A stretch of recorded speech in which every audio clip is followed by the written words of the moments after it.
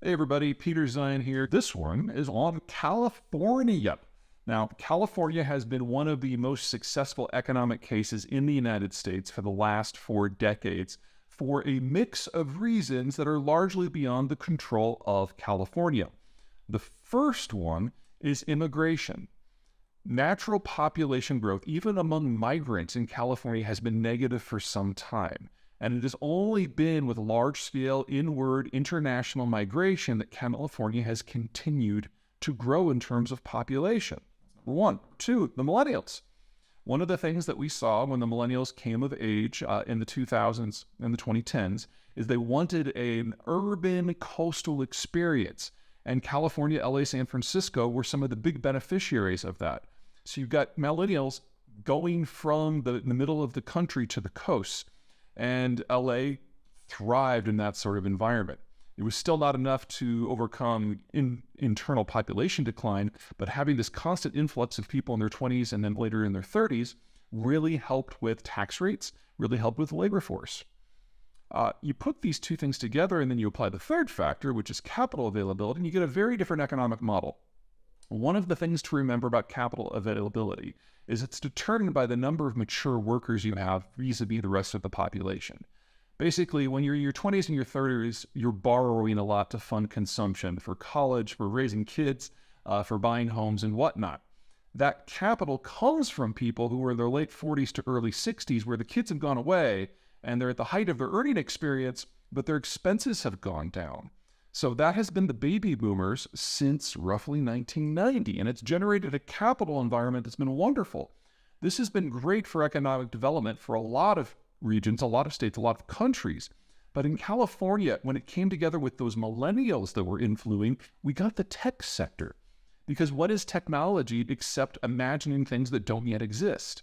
And in order to make the future happen, you need two things. Number one, you need a huge number of people in their 20s and their 30s to do the imagining, to do the design, to make the prototype, to figure out how to operationalize it. But that entire process from idea to operationalization, that generates no income. And so you have to have a lot of cheap capital to pay those people and to pay for the work. Well, that has been the environment in California for the last 25 years. And so we get Silicon Valley. And then fourth and finally, California has been the gateway to the United States from East Asia in two ways. Number one, California with the tech sector, with all of that imagining, has designed new processes that could be applied to new manufacturing in new locations, whether that's Japan, Korea, China, Vietnam, or the rest. And so part and parcel of the American deindustrialization process under globalization has been made possible by the ideas generated in Silicon Valley.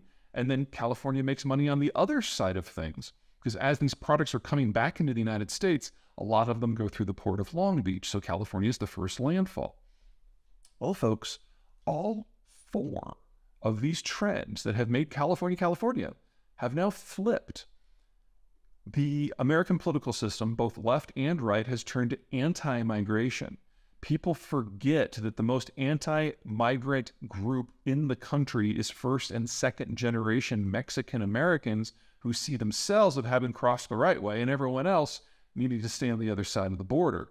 In California, populations of Hispanics coming up from the South has been the single largest source. That has now turned flat to negative. In fact, overall migration from the South across the border to the North has been flat to negative for 17 years. It's just that's only now hit California. Number two, the capital situation has changed dramatically. The baby boomers are no longer mature workers. They're majority retired. So capital costs have gone up by about a factor of 5 in the last 16 months. They're probably going to go up by a similar amount in absolute terms over the course of the next year and a half, which means Silicon Valley in its current form has been totally screwed by the loss of capital and now the lack of people. The millennials are no longer in the age group where they're seeking those formative experiences. They may be late to the party, 6 years later than most generations to this point so far, but they are doing all of the normal things now, getting married, having kids, buying homes, and none of them want to do it in California. And so they're moving out of California back to the states that they're from or to places that have brighter economic horizons, for example, Texas.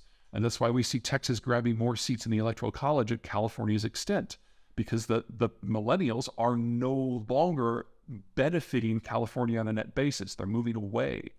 And then finally, there's Asia.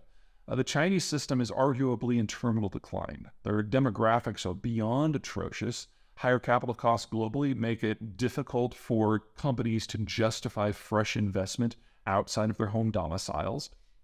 Trade tensions are forcing nearshoring and reshoring, and the Chinese themselves have now entered into kind of a narcissistic political system that is ossified and incapable of making long-term decisions or plans. That is weakening the case for exports from the East Asian sphere to the United States. California is the loser for all four of these trends. And just as all four of these trends owed nothing in the original development in the 70s, 80s, and 90s to anything done in Sacramento, same with their end. So California is going to have to reinvent itself. It's going to have to come up with a new economic model that doesn't require cheap capital and ample labor and international connections and high IT development. It's going to have to do something new. Whether it can, well, that's a question for a different video.